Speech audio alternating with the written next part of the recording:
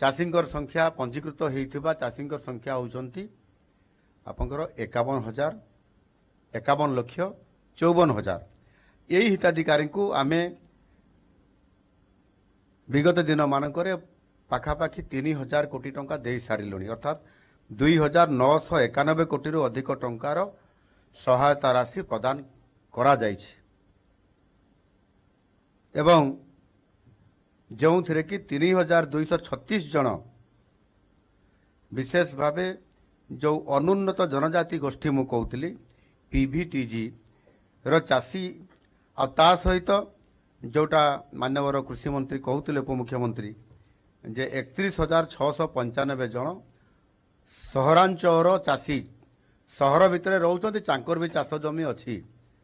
तांकु अंतर्भुक्त आगु करा जाउनथिला सेमानंकु मध्य एथिरे शामिल करा जाई पारिछि। एणु आम सरकार सीएम किसान योजना हिताधिकारी मानकर